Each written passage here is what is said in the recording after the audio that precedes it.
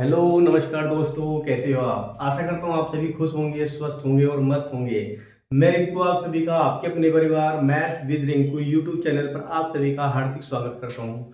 तो दोस्तों, आज हम कक्षा 11 मैथ की क्लास लेकर आए हैं और एक नया चैप्टर लेकर आए हैं जो कि है हमारा प्रायिकता, प्रोबेबिलिटी, और एक्सरसाइज नंबर 14.1। आज हम ये स्टार्ट कर रहे हैं और इस चैप्टर की ये पहली क्लास है। तो दोस्तों, सबसे पहले समझेंगे कि प्रायिकता होती क्या है। प्रायिकता, तो प्रायिकता का क्या मतलब होता है, पहले इसी को समझते हैं। प्रायिकता का मतलब होता है कोई भी घटना, मतलब कोई भी घटना है और उसके होने की कोई संभावना है तो उसको हम प्रायिकता बोलते हैं। मतलब किसी घटना के घटित होने की संभावना को जो है हम प्रायिकता कहते हैं। अब इसके बाद कोई इसके महत्वपूर्ण बिंदु देखेंगे। चलो प्रायिकता के बारे में देखो, थोड़ा समझते हैं। और तो देखो, प्रायिकता मतलब किसी घटना के घटित होने की संभावना को हम क्या कहते हैं, प्रायिकता कहते हैं। और प्रायिकता को जो है हम पी, है ना, पी और ए से हम इसको डिनोट करते हैं। मतलब पी ए से हम क्या करते हैं, पी ए से इसको प्रदर्शित करते हैं। और एक सूत्र होता है इसका प्रायिकता का सूत्र होता है कि भाई पी ए बराबर अनुकूल परिणाम बटे कुल परिणाम। ये इसका क्या है, एक सूत्र होता है प्रायिकता का, पी ए बराबर अनुकूल परिणाम बटे कुल परिणाम। और एक चीज का ध्यान रखना कि इसका जो प्रायिकता है, इसका जो मान होता है वो 0 से लेकर 1 के बीच में होता है। 0 से लेकर 1 के बीच में जो है प्रायिकता का क्या होता है, मान होता है। और इसमें यदि हमारी जो प्रायिकता है, यदि वो 0 के बराबर उसका मान आ गया है तो वो घटना हम कह सकते हैं कि वो क्या है, असंभव है। वो घटना क्या है, असंभव है। और यदि पी ए का मान क्या है, जो हमारी प्रायिकता है उसका मान यदि 1 आता है तो उसका मतलब वो घटना क्या है, संभव है। तो ये कुछ पॉइंट है इसके। इसके अलावा और भी कुछ महत्वपूर्ण बिंदु है, उस पर चर्चा करते हैं। तो अब हम लिखेंगे यहाँ पर प्रायिकता के कुछ महत्वपूर्ण बिंदु, उस पर चर्चा करते हैं। देखो, तो देखो इसके कुछ महत्वपूर्ण बिंदु जो है हम चर्चा कर रहे थे प्रायिकता के बारे में। देखो, सबसे पहला जो है पॉइंट है इसमें, वो है परीक्षण। परीक्षण क्या होता है, परीक्षण का मतलब होता है एक्सपेरिमेंट। जो भी हम एक्सपेरिमेंट करते हैं उसको परीक्षण कहते हैं। इसका मतलब क्या होता है कि ऐसी प्रक्रिया जिसका सुनिश्चित परिणाम निकल आए तो उसे हम क्या कहते हैं, परीक्षण कहते हैं। कहने का मतलब ये है कि देखो, इसको समझते हैं एग्जाम्पल के तरीके से। जैसे कि जो है, हमने कोई सिक्का है, एक सिक्का है, उसको हमने उछाला। तो हमने क्या किया, एक एक्सपेरिमेंट किया, मतलब एक परीक्षण किया। एक सिक्का उछालेंगे तो या तो उस पर हेड आएगा या फिर टेल आएगा। तो वो क्या है, एक परीक्षण किया। तो ये परीक्षण की एक परिभाषा हो जाएगी कि सुनिश्चित परिणाम। सुनिश्चित परिणाम का मतलब हुआ कि या तो उस पर हेड आएगा या टेल आएगा। सुनिश्चित है, बिल्कुल फिक्स है ये। ठीक है, जैसे कि हमने दो दो सिक्के उछाले। अगर दो सिक्कों को हम एक बार उछालते हैं तो उस पर जो सुनिश्चित परिणाम हो सकते हैं वो 4 हो सकते हैं। कैसे, देखो शुरू में हो सकता है दोनों सिक्कों पर हेड हेड आए, या फिर एक पे हेड एक पे टेल, या एक पे टेल एक पे हेड, या फिर दोनों पे टेल टेल आए। तो इस प्रकार से उसमें कितने परिणाम हो सकते हैं, 4 सुनिश्चित परिणाम हो सकते हैं जब दो सिक्कों को उछालते हैं। अच्छा, इसके बाद जो है यादृच्छिक परिणाम परीक्षण क्या होता है। देखो, यादृच्छिक परीक्षण क्या का मतलब होता है, इसका मतलब ये होता है कि जैसे, इसका मतलब क्या, देखो एक ऐसा प्रयोग जिसका एक से अधिक संभव परिणाम उसके हों। मतलब एक से अधिक जो है उसके जो परिणाम है वो संभव हो, एक से अधिक। और दूसरी बात क्या है कि इसके जो परिणाम के बारे में कोई भी पूर्व घोषणा नहीं की जा सकती। समझते हैं इसको। देखो एक एग्जाम्पल के माध्यम से, जैसे कि जो है हमने क्या करा, एक सिक्का उछाला। जब हम एक सिक्के को उछालते हैं तो उस पर हेड आएगा या टेल आएगा, तो उसके एक से अधिक तो परिणाम होंगे ना, संभव परिणाम होंगे। एक से अधिक, यही तो बात लिखी, एक से अधिक संभव परिणाम हो, या तो हेड आएगा या टेल आएगा, तो एक से अधिक संभव परिणाम होंगे। दूसरी बात समझते हैं कि उसके बारे में पूर्व घोषणा नहीं की जा सकती। इस पॉइंट को समझते हैं। इसका मतलब ये है कि जब हम उस सिक्के को उछालते हैं तो हमें नहीं पता है कि वो हेड आएगा या टेल आएगा। वो तो जब नीचे आ जाएगा तब पता चलेगा हेड है या टेल। तो उससे पहले तो उसकी कोई घोषणा नहीं की जा सकती है। तो वो उसी इस प्रकार का जो परीक्षण होता है उसको हम क्या बोलते हैं, यादृच्छिक परीक्षण कहते हैं। आई होप ये समझ में आपको आ गया होगा कि यादृच्छिक परीक्षण का क्या मतलब है। जैसे कि जो है एक एग्जाम्पल वो लेते हैं, जैसे पासे का एग्जाम्पल लेते हैं। पासा, एक पासा होता है। जैसे कि सिक्का होता है हमारे, सिक्के की बात कर रहे थे, है ना। तो जो सिक्का होता है हमारा, तो सिक्के पे क्या आएगा, सिक्के पे या तो हेड आएगा या टेल आएगा। तो ये क्या हो गया, ठीक है। जब हम इसको उछालते हैं तो दो परिणाम तो मिल रहे हैं ना, तो एक से अधिक हो गया। दूसरी बात, जब उसको उछाल रहे हैं तो उसका पक्का नहीं पता है कि हेड आ सकता है या टेल आ सकता है। तो कोई घोषणा नहीं है, कुछ पता ही नहीं है उसके बारे में। तो ये क्या हो गया हमारे पास, यादृच्छिक परीक्षण। एक दूसरा एग्जाम्पल लेते हैं, ये तो हमने सिक्के का एग्जाम्पल लिया। दूसरा एग्जाम्पल लेते हैं पासे का। जैसे कोई पासा है उस पासे पे जो होता है, पासा मतलब जो लीडो होता है जिसे खेलते हैं, लीडो का जो दाना होता है उसे पासा बोलते हैं। तो उसके लिए कितने पॉइंट होते हैं, जैसे कि 1 2 3 4 5 और 6 ये पॉइंट होते हैं। अब इसमें देखो एक से अधिक जो है परिणाम है, एक से अधिक जो है परिणाम है, तो ये हमारे पास बिल्कुल ठीक है भाई, ये एक यादृच्छिक परीक्षण हो जाएगा। दूसरी बात क्या है कि जब हम दाना जो पासा होता है, पासे को जब उछालते हैं तो उसके पूर्व घोषणा उसके बारे में फिक्स नहीं पता भाई 1 आएगा या 2 आएगा या 3 आएगा। तो इस प्रकार का जो परीक्षण होता है वो यादृच्छिक परीक्षण होता है। अच्छा, अगला पॉइंट क्या है, परिणाम। परिणाम का मतलब क्या होता है, किसी भी यादृच्छिक परीक्षण, जो भी हमारा यादृच्छिक परीक्षण होता है उसके संभावित नतीजे। संभावित नतीजे का मतलब होता है जैसे कि एक सिक्का उछाला तो उस पर हेड और टेल, तो ये क्या है, दो नतीजे होंगे, दो नतीजे होंगे, हेड आएगा या टेल आएगा। या फिर जैसे कोई पास है ना, उस पास को हमने उछाला तो ये जो पॉइंट हमारे 1 आएगा या 2 आएगा, 3 4 5 6, तो ये क्या है, उसके संभावित नतीजे हैं। तो इन नतीजों को है ना, इन्हें हम क्या बोलते हैं, परिणाम बोलते हैं। चलिए आगे बढ़ते हैं, अगला पॉइंट लेते हैं। देखो इसमें अगला पॉइंट होता है प्रतिदर्श समष्टि। प्रतिदर्श समष्टि का मतलब होता है क्या, समझते हैं। देखो इसको प्रतिदर्श समष्टि का मतलब ये होता है जब जो है कोई हम परीक्षण करते हैं, मतलब कोई एक्सपेरिमेंट करते हैं, तो उस परीक्षण से प्राप्त होने वाले जो संभव परिणाम होते हैं ना, उसको हम क्या बोलते हैं, प्रतिदर्श समष्टि कहते हैं, मतलब सैंपल स्पेस कहते हैं। मतलब कोई हमने एक्सपेरिमेंट करा, एक्सपेरिमेंट का मतलब हुआ जैसे एक पासा, हमने एक पासे को उछाला, हमने जो है एक पासे को उछाला, जैसे कि एक पासा लिया हमने और पासे को हमने उछाला, तो उस पासे को उछाले में तो यहाँ पर 1 2 3 4 5 6, तो ये जो है हमारे पास क्या है, संभव परिणाम है, ये हमारे संभव परिणाम है।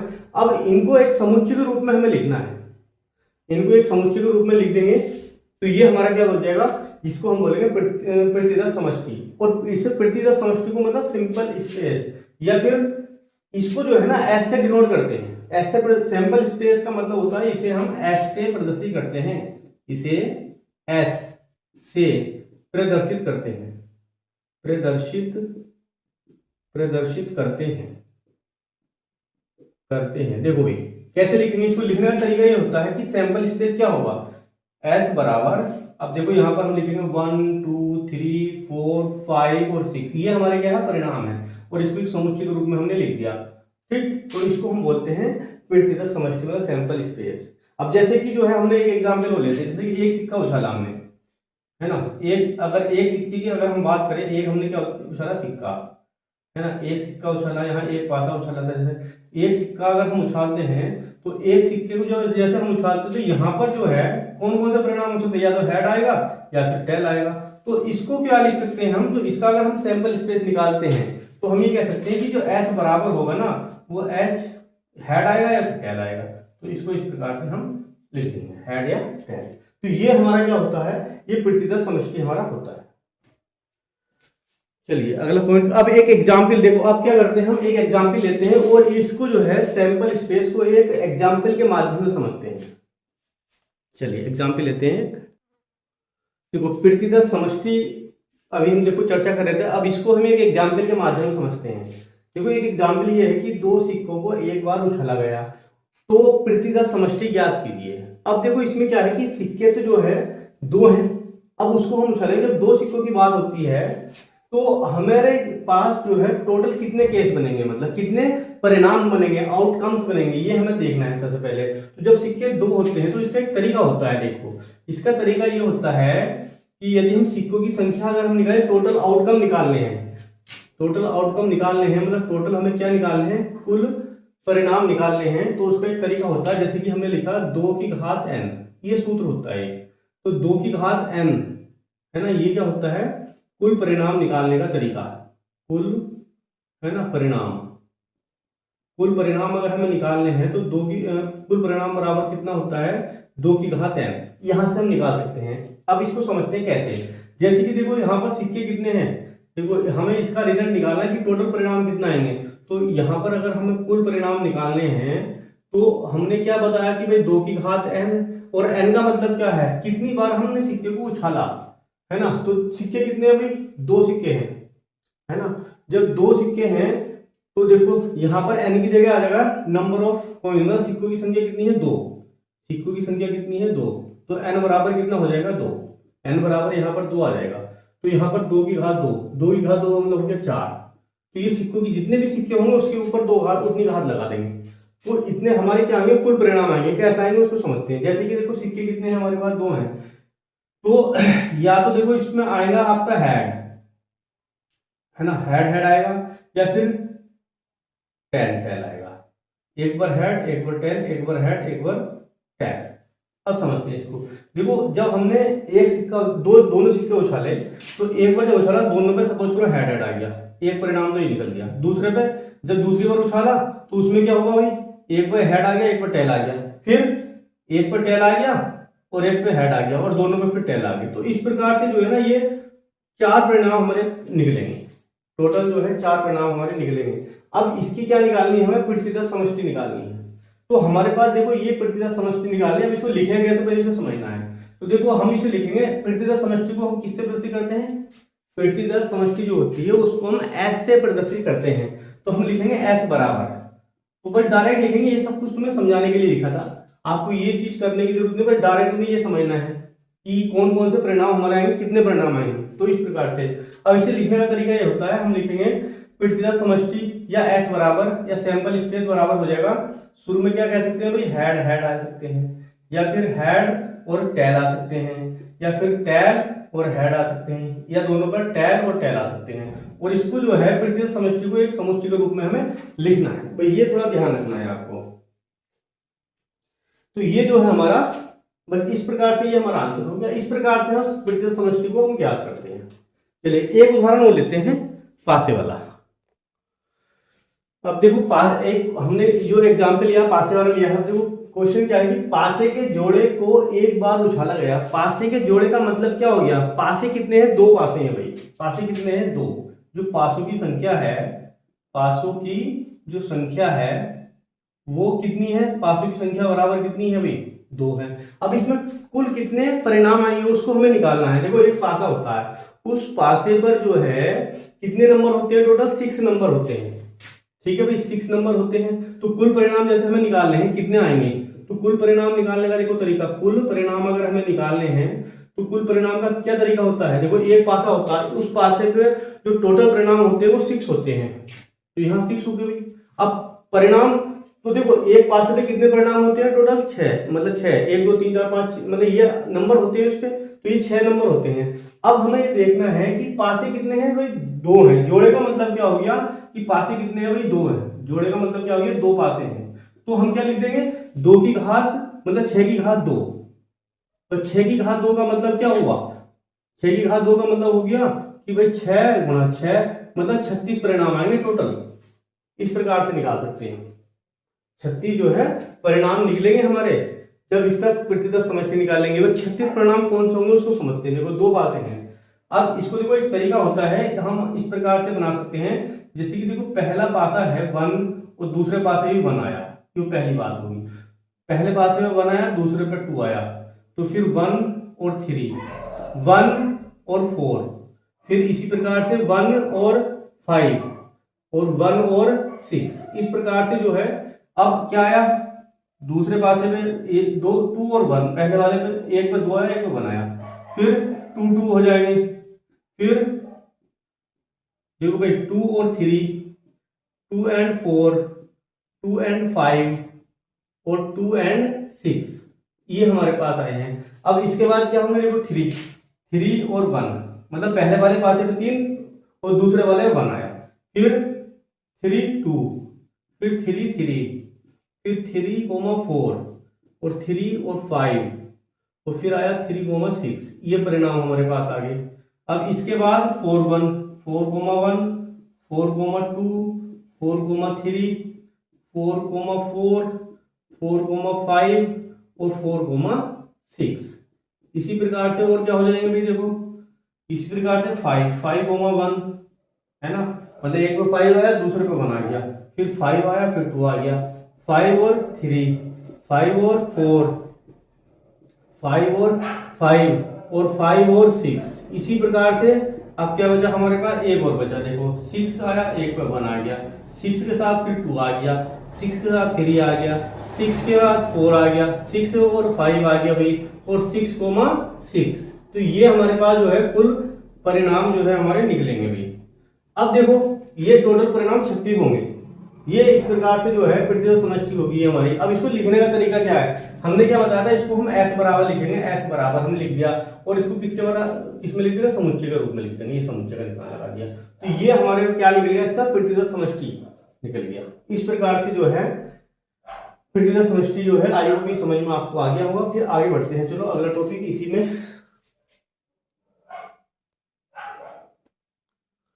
देखो भाई, अब होते हैं कुछ घटनाओं के प्रकार होते हैं, समझते हैं इसको। घटनाओं के प्रकार का क्या मतलब है, देखो एक होता है असंभव या निश्चित घटनाएं क्या होती है। देखो असंभव घटना का मतलब क्या होता है, असंभव का मतलब है कि जो घटना घटित नहीं हो सकती, मतलब वो असंभव ही है, ठीक है ना। वो घटना जो है ना वो नहीं हो सकती है, तो उसे हम क्या कहेंगे, असंभव घटना कहेंगे, ठीक। इसे वो क्या कहेंगे हम, असंभव घटना। वो घटना जो नहीं हो ही नहीं सकती, असंभव है। जब कोई घटना घटित नहीं हो सकती है तो उसको हम फाई से प्रतिनिधित्व करते हैं। फाई का मतलब होता है रिक्त समुच्चय। फाई का मतलब क्या होता है, रिक्त समुच्चय। तो जब कोई घटना असंभव हो तो उसे हम क्या कहते हैं, रिक्त समुच्चय। और रिक्त समुच्चय का मतलब उसे हम फाई लिख दो, या इसको हम ऐसे भी लिख सकते हैं, एक समुच्चय लगा दिया और ये छोड़ दिया, जैसे इसके अंदर कुछ नहीं है, तो ये क्या है, रिक्त समुच्चय है। या कह सकते हैं ये क्या है, फाई है, ठीक है। या हम कह सकते हैं ये फाई, फाई कह दो या रिक्त समुच्चय कह दो। तो ये क्या होता, ये कब होता है, जब कोई भी घटना मतलब हो ही नहीं सकती, असंभव है। दूसरी बात समझते हैं, निश्चित घटना क्या होती है। निश्चित का मतलब हो गया फिक्स है कि वो घटना होगी हमारी, ठीक है, और जो है वो संभव है। मतलब दूसरी बात कि इसमें क्या है, इसकी प्रतिशत समष्टि इसकी जो है उसे ऐसे प्रतिशत करेंगे, और उसमें जो घटना है वो निश्चित होगी, जब है तो वो निश्चित तो होगी इसमें। अब दूसरी बात समझते हैं कि सरल घटना क्या होती है और एक होती है मिश्र घटना। देखो सरल घटना का क्या मतलब होता है कि यदि कोई घटना है या किसी घटना में केवल एक ही प्रतिदर्श बिंदु होता है। देखो प्रतिदर्श बिंदु का मतलब क्या होता है, प्रतिदर्श बिंदु का मतलब होता है कि वो उसका परिणाम सिर्फ एक आए, मतलब एक ही परिणाम होता है उसमें, तो उसे हम बोलते हैं क्या, सरल घटना। और एक होता है हमारी मिश्र घटना। तो मिश्र घटना का मतलब होता है कि जब उसके परिणाम एक से अधिक आते हैं, तो एक से अधिक परिणाम आ रहे हैं तो उसे हम कहेंगे मिश्र घटना, और सिर्फ एक परिणाम आ रहा है तो उसे हम कहेंगे सरल घटना, ठीक। निश्चित घटना का मतलब समझ में आ गया होगा आपको। जो भी हमारी प्रतिशत समष्टि बनती है, एस बनता है हमारा, सैंपल स्पेस बनता है, तो वो हमारी निश्चित घटना होती है, तभी तो सैंपल स्पेस बनेगा हमारा, ठीक। अब देखो एक एग्जाम्पल के तरीके समझते हैं इसको। सरल घटना का मतलब क्या होता है, जैसे कि एक सिक्का है, एक सिक्का हमने उछाला, अब यहाँ पर दो घटना घटती है। जैसे कि पहली घटना घटी हमारे पास, पहली घटना घटी भाई कि E1 बराबर जो है उस पर हेड आ गया भाई, ठीक है, तो ये हमारी एक घटना होगी बस। तो ये हमारा क्या हो गया, एक सरल घटना होगी। दूसरी घटना इसको क्या कह सकते हैं, E2 मतलब दूसरी घटना, इस पर टेल आ गया भाई, तो ये दूसरी घटना घट गई बस। तो ये हमारा क्या है, ये दो घटना घट रही है हमारी, ठीक। तो एक बार में एक ही घटना घट रही है तो वो हमारा क्या है, सरल घटना, ये सरल घटना है जब एक ही घटना घटती है, ठीक। अब दूसरा आता है मिश्र घटना, एक से अधिक। जब हम कोई सिक्का उछालते हैं तो उस पे एक से अधिक प्रतिदर्श बिंदु का मतलब होता है कि उसके जो परिणाम होते हैं, है ना, एक से अधिक हो। जैसे कि हमने क्या लिया, देखो भाई एस बराबर, हमने एक सिक्का उछाला तो उस पे हेड भी आ सकता है या टेल भी आ सकता है, ठीक है। तो एक से अधिक घटना घट गई, तो यहाँ पर हम क्या कहेंगे, जो घटना घटी है हमारी, है ना, जो घटना घटी है, तो यहाँ पर हेड भी है ना, एक बार हेड, देखो ये हेड भी आ सकता है, टेल भी आ सकता है, तो ये क्या होगी, दो घटना होगी हमारे पास, ठीक है ना। तो यहाँ पर जो है ना एक से अधिक घटना घट रही है, तो एक से अधिक घटना घट रही है तो हम क्या कहेंगे, उसको मिश्र घटना कहेंगे। चलिए अब आगे बढ़ते हैं। अब इसके कुछ बीजगणितीय रूप होते हैं, उसको समझते हैं।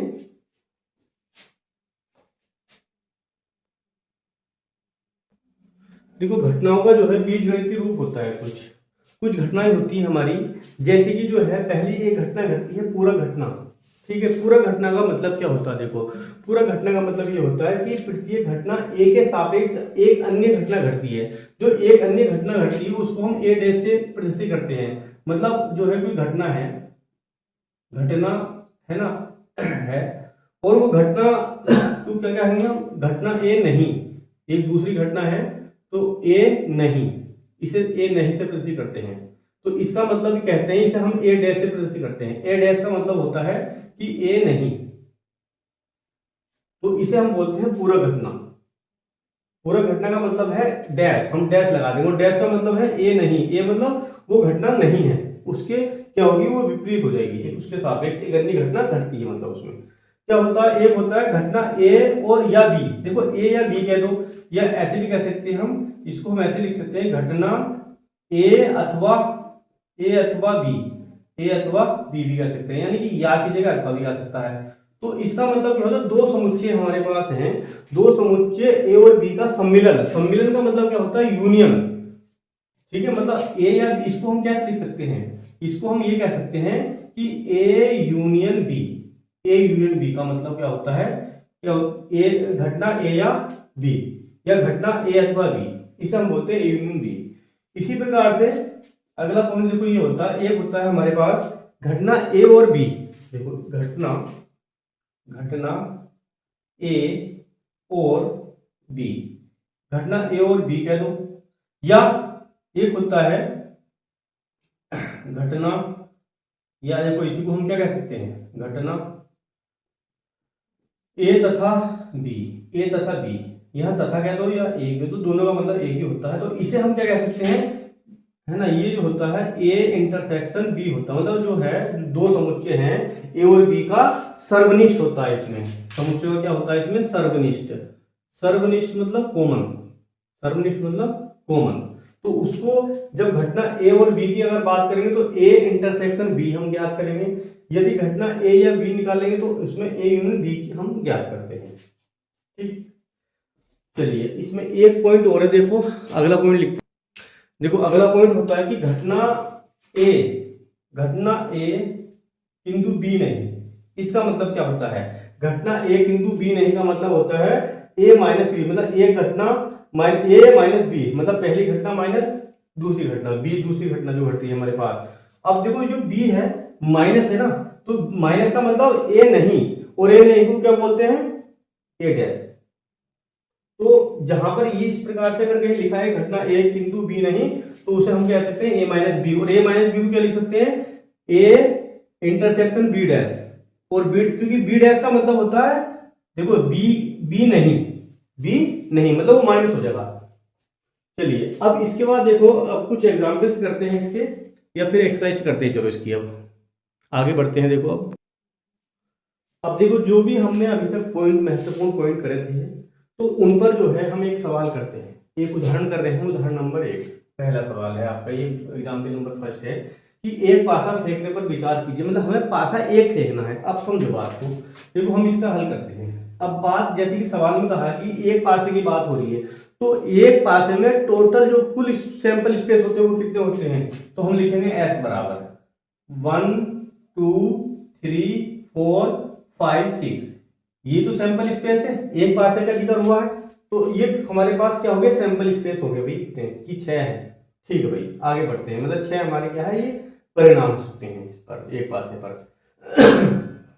आगे क्या कहा कि घटना एक अभाज्य संख्या प्राप्त होने को ए से, मतलब ए बराबर जो है ना, ए बराबर ए बराबर जो है एक अभाज्य संख्या, क्या लिखा उसने, एक अभाज्य संख्या, एक अभाज्य संख्या प्राप्त होना, है ना, प्राप्त होना। ये बात कही गई है ए के लिए कि जो ए का मान होगा वो ये होगा भाई, ये बात कही गई ए के लिए। कहने का मतलब ये है कि ए बराबर जो होंगे, अब देखो अभाज्य संख्या कौन कौन सी है इसमें से अभाज्य संख्या देख लो आप, वही हमारा क्या बन जाएगा, ए का मान बन जाएगा।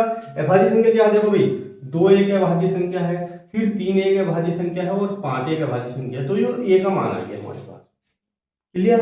अब आगे बढ़ते हैं। देखो बी को, देखो बी के लिए क्या है, घटना एक विषम संख्या प्राप्त होने को बी से निरूपित करते हैं। मतलब जो बी का मतलब है वो क्या है, देखो भाई बी बराबर क्या है, तो बी बराबर जो है वो है एक विषम संख्या, एक विषम, है ना, एक विषम संख्या प्राप्त होना, ये हमारा क्या है, बी है, ये हमारा क्या है, बी है। कहने का मतलब है कि बी बराबर, इसमें विषम संख्या देख लो भाई क्या है, तो इसमें जो विषम संख्या वो कौन कौन सी, जैसे कि 1 है, फिर 3 है और 5 है, तो और इसको एक समुच्चय में हमने बंद कर दिया। ठीक है, ये हमारे पास देखो अभी हमने एस ए और बी के मान निकाल लिए। अब अपने सवाल का आते हैं। देखो सवाल क्या है, पहला सवाल क्या, देखो भाई पहला सवाल क्या लिखा है कि ए या बी, हमने बताया था ना पहला वाला सवाल करते हैं जैसे कि ए या बी, ए या बी की बात करते हैं, तो जहां या आ जाए तो हम इसे कैसे कहते हैं, A union B. A union B बराबर हमें निकालना है, या का मतलब तो ये होता है यूनियन, या मतलब यूनियन सॉरी। देखो अब क्या करते हैं, तो ए यूनियन बी निकालो भाई। ए का मान कितना है, ये बी का ये है। यूनियन का मतलब क्या होता है, यूनियन का मतलब होता है है ना, सम्मिलित करना, मतलब सब कुछ मिला देना, एक जगह कर देना भाई। तो देखो तो भाई सबको एक जगह मिला दो, ए और बी को, तो यहां से क्या बनेगा भाई, 1 भी बनेगा, 2 भी बनेगा, 3 बनेगा और 5। तो ये हमारे पास क्या हो जाएगा, ए यूनियन बी हो जाएगा। ठीक है, तो ए यूनियन बी का मान आ गया देखो अब हमारे पास। अब इसके बाद हम क्या निकालते हैं, अब दूसरा पॉइंट देख लेते हैं हमारे पास। दूसरा पॉइंट क्या है देखो, अब दूसरा पॉइंट क्या लिखा है, ए और बी लिखा है, तो ए और बी, तो बस ये इसका आंसर आ गया। देखो सेकंड पॉइंट में क्या लिखा है, ए और बी। अब इसको समझते हैं, ए और बी। देखो भाई और आ गया है, और मतलब कॉमन है ना, सर्वनिष्ठ, मतलब ए इंटरसेक्शन बी हमें निकालना है। तो और इंटरसेक्शन का मतलब होता है कॉमन, जो दोनों में कॉमन है वो संख्या देख लो। तो पहले ए वाले देखो, ए के पॉइंट ये लिख रहे हैं और बी के लिख रहे हैं, दोनों में क्या चीज कॉमन दिखाई दे रही है, दोनों में हम देख रहे हैं 3 इधर भी, इधर भी, 5 इधर भी, इधर भी, तो ये हमारे कॉमन पॉइंट हो गए। तो ए इंटरसेक्शन बी का मतलब हो गया 3,5।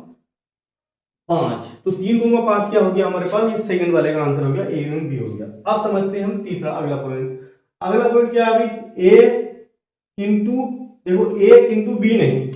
देखो तीसरा पॉइंट में क्या लिखा है उसने कि ए किंतु बी नहीं, बी नहीं।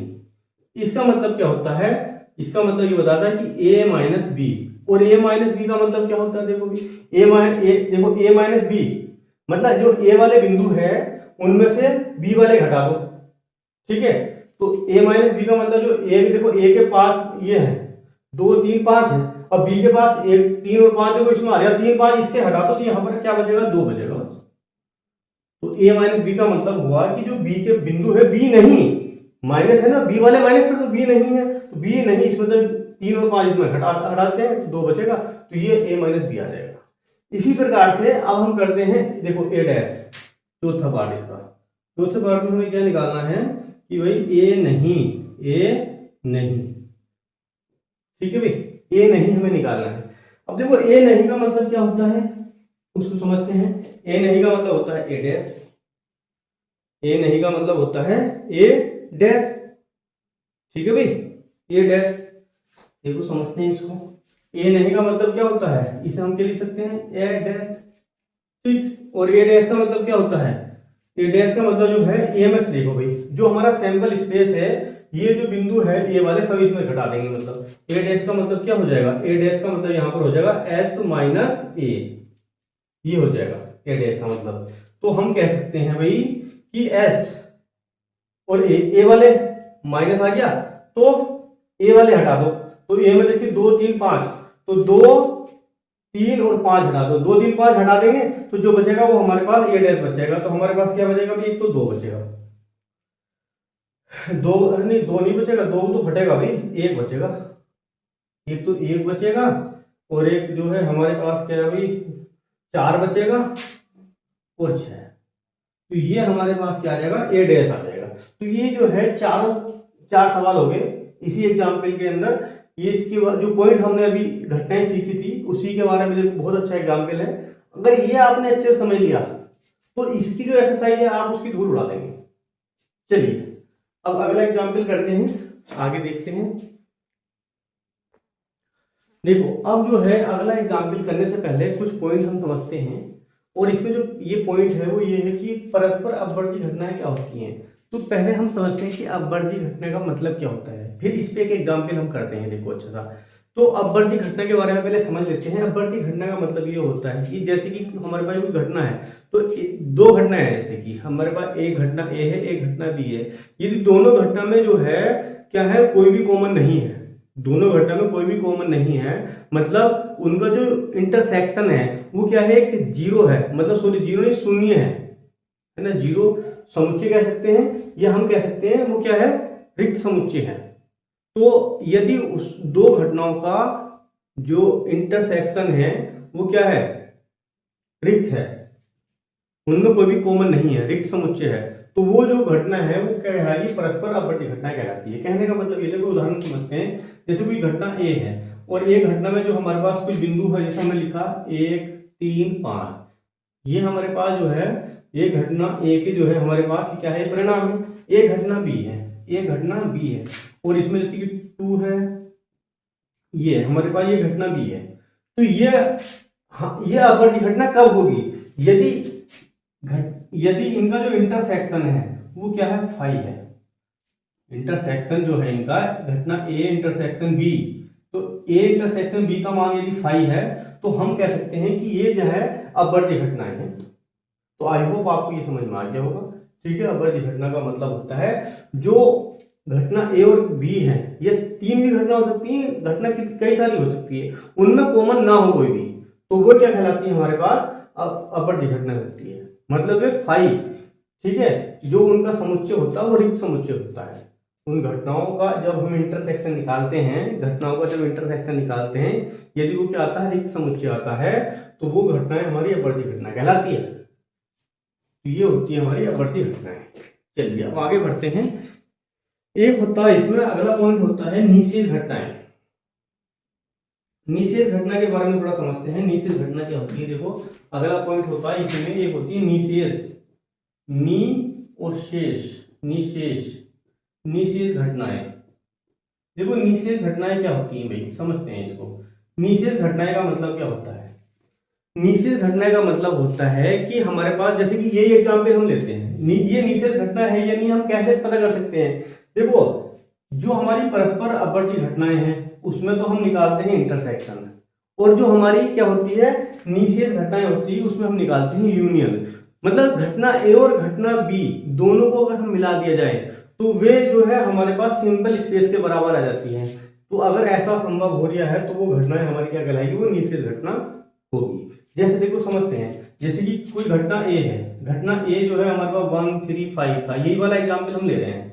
तो ये जो है हमारी कब घटना ये निषेध होगी। अब बी बराबर, जो बी बराबर है 2 है 3 है, सॉरी 2 4 6, 2 4 और 6 है, ये हमारे पास घटना बी है। अब ये घटना जो है निषेध कब होगी, यदि इसका ए यूनियन बी इसके बराबर आ जाए, एस के बराबर आ जाए। और एस क्या है, एस क्या है भाई, एस का मतलब है यहां पर, देखो सपोज करो कि एस बराबर जो है वो 1 2 3 4 5 और 6, ये हमारे पास एस है। और इनका हमने घटना ए और बी का क्या निकाल लिया, घटना ए और बी का हमने क्या निकाल लिया, यूनियन निकाल लिया। घटना ए और बी का हमने यूनियन निकाल लिया और वो एस के बराबर आ गया, सैंपल स्पेस के बराबर आ गया, पृथ्वी समष्टि के बराबर आ गया। तो हम कह सकते हैं कि ये क्या है, हमारी निषेध घटनाएं कहलाती हैं। इस प्रकार की घटनाएं हमारी क्या कहलाती है, निषेध घटनाएं कहलाती है। तो बस अब देख लो, हम इसको अगर हम निकालें तो यहाँ पर देखेंगे 1 2 3 4 5 और 6। तो देखो ये सैंपल स्पेस आ गया हमारे पास, जब दोनों घटनाओं को हम यूनियन करते हैं तो इस एस के बराबर आ गया, सैंपल स्पेस के बराबर आ गया। देखो तो इस प्रकार की घटनाएं हमारी निषेध घटना कहलाती है, ठीक। तो निषेध घटना में हम क्या निकालते हैं, यूनियन। अपवर्ती घटना में क्या निकालते हैं, इंटरसेक्शन। ये हमें ध्यान रखना है। इंटरसेक्शन यदि फाई आ गया है तो वो हमारी क्या है, अपवर्ती घटना है। और हमारा यूनियन जो आ रहा है वो क्या आ रहा है, वो एस के बराबर आ रहा है, सैंपल स्पेस के बराबर आ रहा है, तो वो क्या कहलाती है, हमारी निषेध घटना कहलाती है। अब इस पर एक एग्जाम्पल करते हैं और उसके बाद जो है आगे एक्सरसाइज करते हैं। देखो चलिए एक एग्जाम्पल लिखते हैं।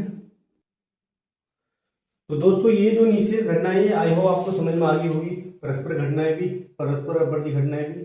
तो इसके जो एग्जाम्पल है वो इससे हम अगली वीडियो में जो है उनको डिस्कस करते हैं। तो दोस्तों आज के लिए इतना ही, और इसके एग्जाम्पल इससे अगली वीडियो हम करेंगे। मिलते हैं अगली वीडियो में, तब तक के लिए जय हिंद, वंदे मातरम।